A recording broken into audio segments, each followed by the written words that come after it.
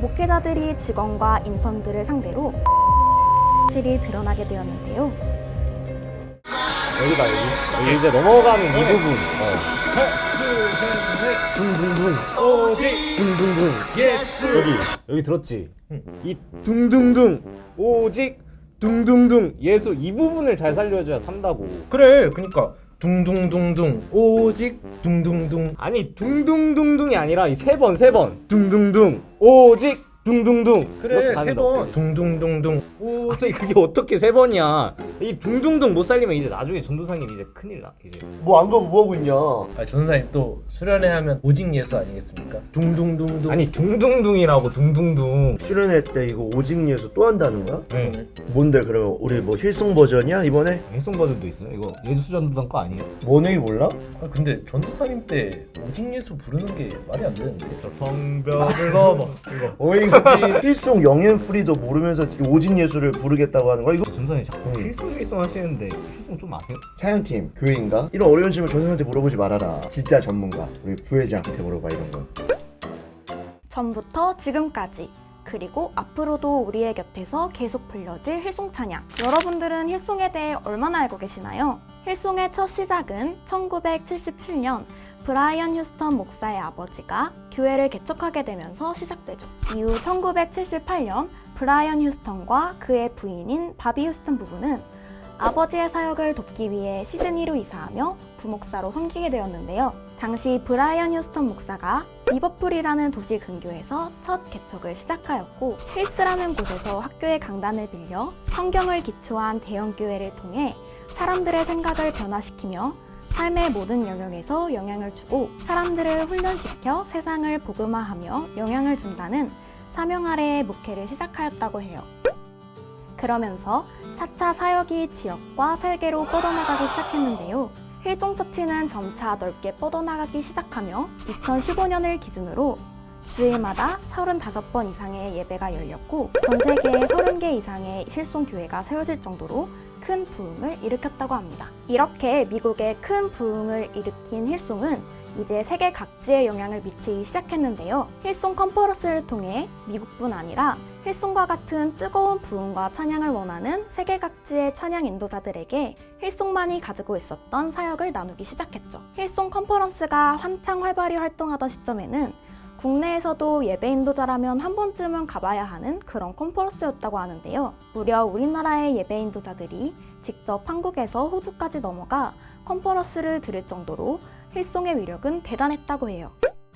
힐송 유나이티드가 처음 결성된 후 청소년과 청년들을 대상으로 사역을 시작하고 끊임없는 부흥을 이어나간 지도 15년이 되었을 즈음 세대 교체가 일어나면서 젊은 감각으로 메시지를 전할 새로운 그룹이 필요하여 만들어진 팀이 많은 청년들이 현재 잘 알고 있는 힐송 영앤프리죠. 그리고 이 영앤프리는 데뷔하여 빌보드 200의 38위, 크리스찬 앨범 차트 1위를 기록하는 등 어마무시한 파급력을 보여주고 있었는데요. 하지만 이렇게 뜨겁게 사역하고 많은 이들에게 복음을 전했던 힐송이 최근 디즈니 플러스에서 업로드된 힐송의 비밀을 통해 하나둘씩 문제점들이 수면 위로 드러나기 시작했습니다. 그래서 오늘은 힐송의 비밀에 나오는 내용들을 바탕으로 힐송이 지금 무슨 상황을 겪고 있는지, 그리고 우리는 힐송의 상황을 바라보며 무엇을 느끼고 생각해봐야 하는지 알아보도록 할게요.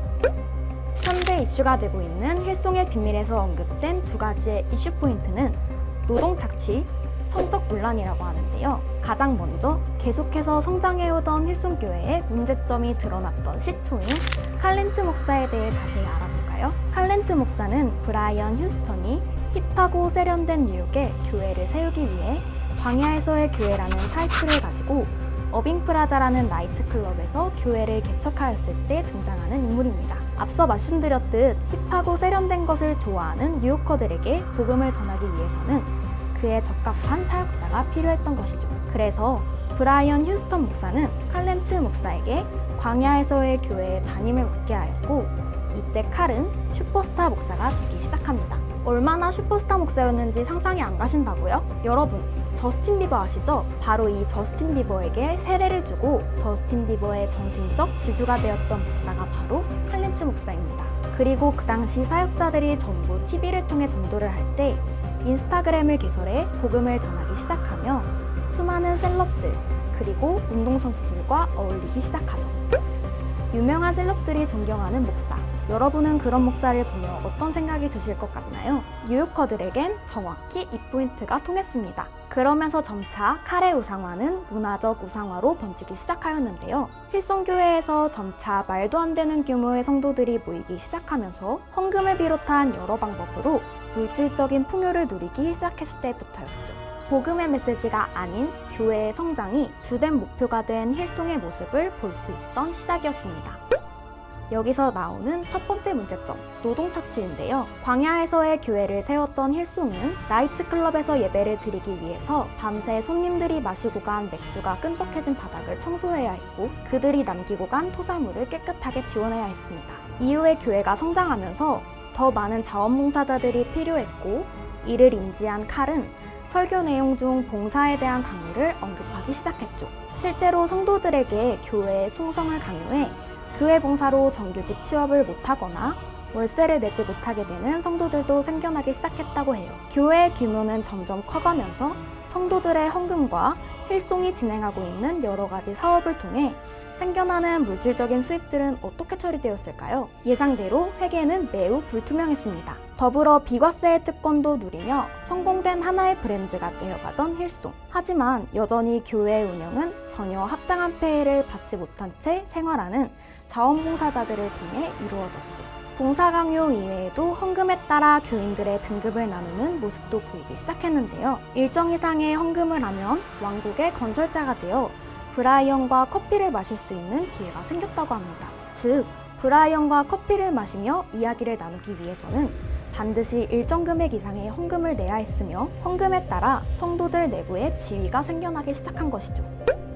두 번째, 성적문란의 문제도 노동착취의 문제가 나타나기 시작했을 무렵 함께 대두되었습니다. 목회자들이 직원과 인턴들을 상대로 강간을 했다는 사실이 드러나게 되었는데요. 성피해자들이 모여 교회에 대화를 요청하였지만 결국 받아들여지지 않았고 그 어떤 누구도 책임을 지지 않은 채 교회를 떠나야 했던 건 성피해자들이었다고 해요. 힐송의 비밀에서 성피해자가 인터뷰한 내용을 보면 이 교회와 도시는 우리의 꿈이었으니까요 라는 말을 언급하게 되는데요. 이 대목에서 성피해자들이 느꼈을 성적인 수치심과 고통 그리고 교회에 대한 말로 설명할 수 없는 배신감을 정말 조금은 공감할 수 있었던 것 같아요. 칼 목사가 해고를 당한 이유도 이 성적문란에서부터 시작되었는데요. 두 자녀와 아내를 두고 불륜을 저질렀다는 사실이 드러나기 시작하면서 칼은 SNS에 글 하나만을 남겨놓은 채 힐송에서 해고를 당하게 되죠.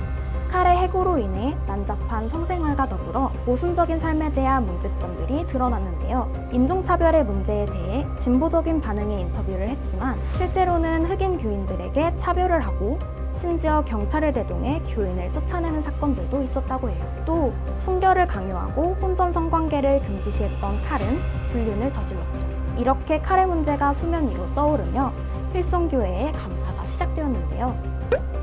감사를 진행하며 충격적인 사실들은 더 많이 세상 밖으로 드러나기 시작합니다. 뉴욕 지부 힐송교회 최고 권위자인 리드보드가 목사의 강간 사실이 드러나면서 말이죠.